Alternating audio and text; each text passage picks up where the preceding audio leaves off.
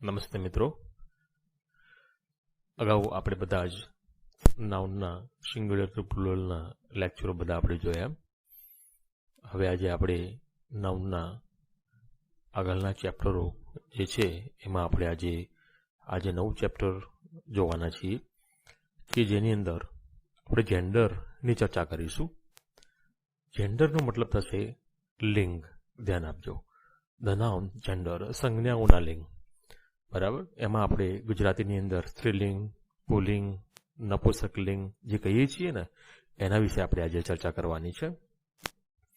તો હવે જેન્ડરની અંદર ઇંગ્લિશ ગ્રામરની અંદર 4 ભાગ પાડવામાં આવેલા છે. હવે વન બાય વન આપણે એને સ્ટડી કરીશું. તો આ જેન્ડર શબ્દ છે એ લેટિન ભાષાના જીનસ શબ્દ ઉપરથી આવેલો છે. ધ્યાન આપો, જેનો અર્થ થાય છે કાઇન્ડ અથવા તો સોર્ટ. બરાબર, આપણા નોલેજ માટે છે એટલા માટે. ચલો હવે જોઈશું હવે કાઇન્ડ ઓફ જેન્ડર. તો જેન્ડરના પ્રકારો આપણે ઇંગ્લિશ ગ્રામરની અંદર કયા કયા છે.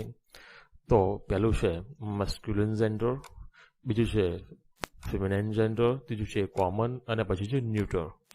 બરાબર, આપણે અહીંયા આ 4 જેન્ડરો આપણે જોવાના છે.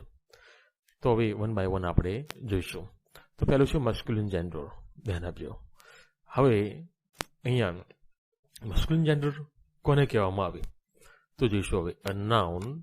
a noun that denotes a male animal is said to be of the masculine gender. બરાબર, અહીંયા એવા નામ કે જે મેલ એનિમલ ને દર્શાવતા હોય એનો મતલબ કે ફક્ત મેલની ચર્ચા છે. ઓકે, ફક્ત પુરુષ જાતિની જ ચર્ચા છે. એવા નામ જે નામમાંથી આપને પુરુષ જાતિનો બોધ મળે તે તમામ નામોને આપણે મસ્ક્યુલિન જેન્ડર કહીશું. ઓકે, જેને આપણે પુલ્લિંગ પણ કહીએ છીએ. જોઈશું હવે એના કેટલાક એક્ઝામ્પલો. તો હવે જુઓ, અહીંયા જે નાઉનમાં પુરુષ જાતિ અથવા મેલ એનિમલ નો બોધ થાય તો તેવા નામોને મસ્ક્યુલિન જેન્ડર અથવા પુલ્લિંગ કહેવામાં આવે છે. ફોર એક્ઝામ્પલ, બોય છે, બ્રધર છે. બોય એટલે છોકરો, બરાબર, એ પુરુષ જાતિ માટે જ વપરાય. બ્રધર પણ પુરુષ જાતિ માટે વપરાય છે. ડોગ પણ પુરુષ જાતિ મીન્સ કે મેલ એનિમલ માટે વપરાય છે. ઠીક છે. તો ફાધર છે, એવી રીતે ગોડ છે, હોર્સ છે, માસ્ટર છે, સન છે, ટાઈગર છે, લાયન છે, હીરો છે, હન્ટર છે, કિંગ છે, કોક સ્પેરો છે. આ બધા જ જે નામો છે એ શું દર્શાવે છે? પુરુષ જાતિ અથવા તો મેલ એનિમલ દર્શાવે છે. તો આવા નામો આપણે શામાં મૂકવાના છે? તો મસ્ક્યુલિન જેન્ડરની અંદર. ઓકે, પુલ્લિંગની અંદર આપણે મૂકવાના છે. હવે જોઈશું અહીંયા જે નાઉન શક્તિ. ધ્યાન આપજો, અહીંયા પણ તમારે થોડું ધ્યાન રાખવાનું છે. હવે અહીંયા થોડું કન્ફ્યુઝન ન થાય એટલા માટે આપણે આ નિયમ બીજો છે એ ઉમેરવામાં આવેલો છે કે જે નાઉન શક્તિ અને હિંસાનો ભાવ પ્રગટ કરતા હોય. ધ્યાન આપજો, શક્તિ અને હિંસાનો ભાવ પ્રગટ કરતા હોય તેવા નાઉન પણ મસ્ક્યુલિન જેન્ડરમાં આવશે. Concept clear? શક્તિ દર્શાવતા હોય, એક હિંસા દર્શાવતા હોય, ધ્યાન આપો, એવા તમામ જે નામો છે એ બધા અહીંયા શામાં આવશે? તો આપણે મસ્ક્યુલિન જેન્ડરની અંદર આવશે. ઓકે, અહીંયા મોટા ભાગે જે ઋતુઓ છે એ તમામ પણ અહીંયા મસ્ક્યુલિન જેન્ડરમાં મૂકવામાં આવેલી છે. સમર છે, ઓકે, વિન્ટર હોય. હવે થંડર છે, તો થંડર, અહીંયા થંડર જે છે ને એ આમ જોવા જઈએ તો શાના માટે યુઝ થાય છે? તો આમ શક્તિનો એ સ્ત્રોત કહી શકાય એમ. ઓકે, એનો મતલબ કે એ શક્તિ દર્શાવે છે થંડર. તો આ જ વસ્તુ તમારે યાદ રાખવાની છે. ઓકે, હવે સન છે, ડેથ છે, ટાઈમ છે, આ બધું જે છે ને એ મસ્ક્યુલિન જેન્ડરમાં આવશે. Concept clear? તો આટલા નામ તમે જોઈ લેશો. ચલો આગળ જોઈશું હવે. તો ફેમિનાઇન જેન્ડર, તો હવે એને આપણે સ્ત્રીલિંગ કહીએ છીએ. Okay, a noun that denotes a female animal, અથવા આપણે ફિમેલ એનિમલ પણ કહી શકાય અથવા તો સ્ત્રી જાતિ. Okay, is said to be of the feminine gender, એટલે કે જે નાઉનમાં સ્ત્રી જાતિ અથવા ફિમેલ એનિમલનો બોધ થાય તો તેવા નામોને ફિમેનાઇન જેન્ડર અથવા તો સ્ત્રીલિંગ કહેવામાં આવે છે. ચલો જોઈશું એક્ઝામ્પલ એના. જો અહીંયા આવે તો બીચ છે, ડોટર છે, ગર્લ છે, મેર છે, મિસ્ટ્રેસ છે, મધર છે, સિસ્ટર છે, ટાઇગ્રેસ છે, લાયનેસ છે, હિરોઈન છે, હન્ટ્રેસ છે, ક્વીન છે, હેન સ્પેરો છે. આ તમામ નામો જે છે એ ફિમેનાઇન જેન્ડરની અંદર આવે છે. બરાબર. હવે કેટલાક બીજી થોડી જાણકારી લઈ લઈએ. તો કેટલીક વાર કાર, ધ્યાન આપજો, કાર અથવા બીજા કોઈ પણ વાહનો જેના પ્રત્યે, જુઓ, કાર હોય અથવા બીજા કોઈ પણ વાહન હોય કે જેના પ્રત્યે આપને લગાવ હોય, ઓકે, જેના પ્રત્યે આપણે ખૂબ લગાવ હોય, ખૂબ લાગણી હોય, જે સાધન ઉપર આપણી ખુદની લાગણી વધુ હોય તેવા નામો પણ ફિમેનાઇન જેન્ડરમાં આવશે. ઓકે, કાર હોય કે કોઈ પણ બીજા વાહનો હોય, એ બધા જ ની ઉપર જો આપણે ખૂબ લગાવ હોય તો તેવા નામો પણ ફિમેનાઇન જેન્ડરમાં આવે છે. એના પછી સુંદરતા એટલે કે બ્યુટી, કોમળતા અથવા ગ્રેસ. ઓકે, પ્રકૃતિદત્ત શ્રેષ્ઠતા જે છે એ તમામ નામોનો જે નામમાંથી બોધ થતો હોય તે પણ ફિમેનાઇન જેન્ડરમાં આવે છે. ઓકે, અર્થ છે, માર્ક્સિસ છે, મૂન છે, પીસ છે, શીપ છે, સ્પ્રિંગ છે, નેચર છે, લિબર્ટી છે, જસ્ટિસ છે.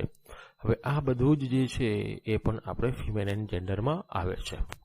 ઓકે, ચલો આગળ વધીશું. હવે કેટલાક દેશોના નામોને પણ ફિમેનાઇન જેન્ડરમાં મૂકવામાં આવે છે. હવે કેટલાક દેશોના નામ પણ આપણે અહીંયા સ્ત્રીલિંગમાં મૂકવામાં આવે છે. ઇન્ડિયા છે, સ્વીડન છે, નોર્વે છે, નેધરલેન્ડ છે, ઓકે, કોસ્ટારિકા છે, આવા બધા નામ છે એ પણ અહીંયા સ્ત્રીલિંગમાં મૂકવામાં આવેલા છે. એનો મતલબ કે અહીંયા ઇન્ડિયા છે તો ઇન્ડિયા સાથે આપણે સી અને હરનો યુઝ કરવાનો છે. ઓકે, એવું અહીંયા કહેવા માંગે છે. Concept clear? એ જોઈશું પછી જ્યારે પણ એક્ઝામ્પલો લઈશું ત્યારે. ચલો, કેટલાક નામો એવા છે કે જે હંમેશા ફિમેનાઇન જેન્ડરમાં આવે છે. તો અહીંયા ધ્યાન આપો. બોન છે એટલે કે સોનેરી, મેઇડ, મિડવાઇફ, જેને આપણે નર્સ પણ કહી શકાય. ઓકે, મિડવાઇફ એટલે કે નર્સ, સ્ત્રી જે ખ્યાલ રાખતી હોય એને આપણે મિડવાઇફ પણ કહીએ છીએ. એ પણ ધ્યાન રાખવાનું છે. ચલો આગળ જોઈશું. હવે કોમન જેન્ડર. તો કોમન જેન્ડર જે છે એને ડ્યુઅલ જેન્ડર પણ કહેવામાં આવે છે. શા માટે કહેવામાં આવે છે? ધ્યાન આપો. A noun that denotes either a male or female is said to be of the common gender. Okay, એવા નામ કે જે પુરુષ જાતિ માટે પણ વપરાય છે અને સ્ત્રી જાતિ માટે પણ વપરાય છે. બરાબર, બંને માટે સેમ નામ હોય તેવા નામોને આપણે કોમન જેન્ડર અથવા તો ડ્યુઅલ જેન્ડર કહીએ છીએ. તો બેબી છે, તો બેબી આપણે બાળક જે હોય એ નાનું બાળક એ ચાહે મેલ હોય કે ફિમેલ હોય, બંનેને આપણે શું કહીએ છીએ? બેબી કહીએ છીએ. ઓકે, આ બેબી બાળકો માટે છે. આપણે પેલા ઢગા માટે કહીએ છીએ ને એ બેબી નહીં. ઓકે, એ બેબી આખું અલગ છે. ચલો આગળ જઈશું. હવે ચાઇલ્ડ છે એ પણ શામાં આવશે? Common gender. કઝિન છે, common gender. Deer, elephant, enemy, fowl, friend, infant, mouse, okay, neighbour. આ બધા શબ્દો અમે જોઈ લેશો. આ બધા જ શબ્દો જે છે એ શામાં આવશે? કોમન જેન્ડરમાં આવશે. ઓકે, જે બંને માટે આપણે યુઝ કરીએ છીએ, બંને વ્યક્તિઓ માટે આપણે યુઝમાં લેતા હોઈએ છીએ. ઓકે, ચલો આગળ વધીશું. સ્ટુડન્ટ તો વિદ્યાર્થી, તો વિદ્યાર્થીની અંદર છોકરા પણ હોય, છોકરીઓ પણ હોય.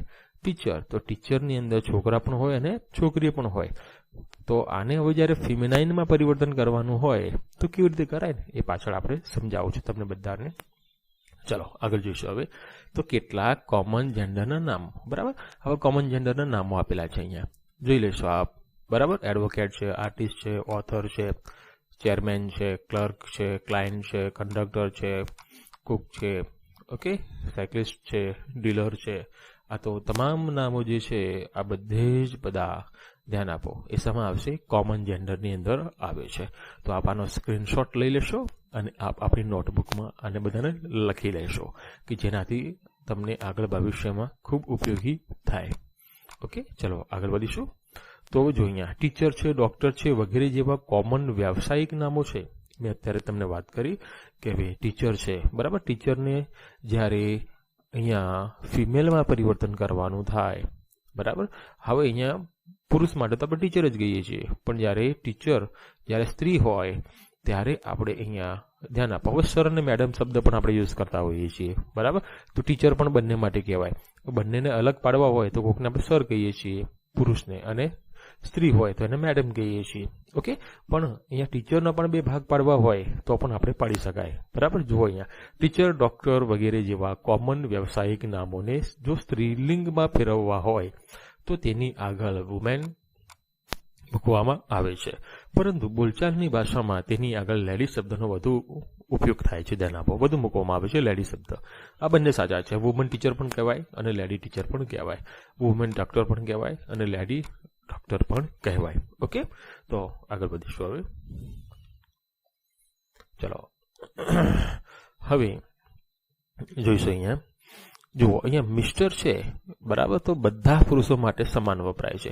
એ પરિણેલો હોય કે અપરિણિત હોય, બંને માટે આપણે મિસ્ટર શબ્દનો યુઝ કરીએ છીએ. ઓકે, MR કરીને આપણે પુરુષ જાતિનું નામ લખીએ છીએ. એ જાતિ એ પોતે જાણે પરિણેલો હોય કે અપરિણિત હોય. પરંતુ હવે અહીંયા ધ્યાન આપજો, મિસ્ટ્રેસ એ વિવાહિત મહિલાઓ માટે જ યુઝ થાય છે. હવે અહીંયા મહિલાઓ માટે બે ડિવિઝન પાડવામાં આવ્યા છે, જ્યારે પુરુષ માટે એક જ છે. તો MRS તમે જ્યારે લખો છો ત્યારે એ વિવાહિત મહિલાઓ માટે યુઝ થાય છે. જ્યારે અપરિણિત સ્ત્રીઓ હોય, બરાબર, જેમના લગ્ન ન થયા હોય, તો એમના માટે આ મિસ શબ્દ આગળ મૂકવામાં આવે છે. Concept clear? તમે આ બાબત યાદ રાખશો. ઓકે, પુરુષ માટે ફક્ત ને ફક્ત મિસ્ટર, અને સ્ત્રી માટે જો વિવાહિત હોય, પરણેલી હોય તો મિસ્ટ્રેસ, અને ન પરણેલી હોય તો ફક્ત મિસ મૂકવામાં આવે છે. ચલો એના પછી જોઈશું. હવે કઝિન બ્રધર અથવા કઝિન સિસ્ટર માં બ્રધર અને સિસ્ટરનો ઉપયોગ નથી કરવાનો. ઓકે, કારણ કે કઝિન પોતે જ મીન્સ કે કઝિનનો અર્થ જ કાકાઈ ભાઈ અથવા તો બહેન થાય છે. ઓકે, એનો મતલબ કે કઝિન મૂકવો ને ત્યારે અહીંયા બ્રધર કે સિસ્ટર કે એવા શબ્દનો આપણે યુઝ કરવાનો નથી. ઓકે, ફક્ત કઝિન જ કહેવાનો છે. એ પિતરાઈ ભાઈ હોય કે પછી પિતરાઈ બહેન હોય, બંને માટે આપણે કઝિન શબ્દનો જ યુઝ કરવાનો છે. Concept clear? એનો મતલબ કે બ્રધર સિસ્ટર એની સાથે આવે નહીં. ચલો હવે અહીંયા ચોથું ડેફિનેશન જોઈ લઈએ. તો ન્યુટ્રલ જેન્ડર. ધ્યાન આપો. હવે ન્યુટ્રલ જેન્ડરની અંદર શું આવશે? તો a noun that denotes a thing, બરાબર, એ વસ્તુનું વર્ણન કરે છે, ધેટ ઇઝ નાઇધર મેલ, કે જે પુરુષ પણ નથી, નોર ફિમેલ, અને સ્ત્રી પણ નથી. બરાબર. હવે અહીંયા મોટા ભાગે એ થિંગ વિધાઉટ લાઈફ. ધ્યાન આપજો કે જેમાં કોઈ પણ જાતની જિંદગી ના હોય, નિર્જીવ વસ્તુઓની ચર્ચા છે અહીંયા, બરાબર. એ મોટા ભાગે નિર્જીવ વસ્તુ માટે આવે છે. Is said to be of the neutral gender. Okay, તો નિર્જીવ જે પણ વસ્તુ છે એ તમામ નિર્જીવ નામોની અંદર હંમેશા ન્યુટ્રલ જેન્ડર આવે. એમાં એબ્સ્ટ્રેક્ટ નાઉન્સ બધા જ એ ન્યુટ્રલ જેન્ડરમાં આવશે. મટીરિયલ નાઉન્સ પણ એ બધા ન્યુટ્રલ જેન્ડરમાં આવશે. ફોર એક્ઝામ્પલ બોક્સ છે, હેચ છે, લેમ્પ છે, માઉન્ટેન છે, પેન છે, પેન્સિલ છે, પિક્ચર છે. ધ્યાન આપો. હવે એવા નામો કે જે પુરુષ જાતિ પણ ના હોય, સ્ત્રી જાતિ પણ ના હોય, અથવા સ્ત્રી અને પુરુષ બંનેને જે શબ્દ કહેવામાં આવે જેને આપણે શું કહીએ છીએ? કોમન જેન્ડર કહીએ છીએ, બરાબર, એ પણ ન હોવું જોઈએ. એના સિવાયના જે પણ નામો રહ્યા એ તમામ નામ તમારે અહીંયા ન્યુટ્રલ જેન્ડરની અંદર આવે છે. Okay, concept clear? તમે સમજી ગયા બધા? તો આગળ વધીશું. આવા નામોમાં મોટે ભાગે નિર્જીવ વસ્તુઓ કે પદાર્થો તેમજ જેની જાતિ ન જાણી શકાય તેવા નામો, ઇન્સેક્ટ્સ. ધ્યાન આપો. જે નાના નાના જીવજંતુઓ હોય, બરાબર, એની ચર્ચા છે. એ બધા જ શેમાં આવશે? તો ન્યુટ્રલ જેન્ડરની અંદર આવશે. ઓકે, તો આટલું અહીંયા સુધી રાખીએ છીએ. હવે આપણે આગળના લેક્ચરમાં, આના પછીના લેક્ચર નંબર 2 ની અંદર આપણે જોવાનું છે કે જે એક્ઝામમાં મોટે ભાગે પૂછાય છે કે મસ્ક્યુલિન જેન્ડરમાંથી ફિમેનિન જેન્ડર કેવી રીતે પરિવર્તન પામે છે, અથવા એના નામો પણ આપણે તૈયાર કરવાના છે. ઓકે, તો અહીંયા સુધી રાખીશું. આપ સર્વેનો આભાર. આ લેક્ચરો આપ આપણા મિત્ર વર્તુળ સુધી પહોંચાડવા મારી નમ્ર અરજ છે. Okay, thank you very much. અને ચેનલને શેર અને સબસ્ક્રાઇબ કરવાનું ભૂલશો નહીં. ઓકે, મળીએ બીજા લેક્ચરમાં.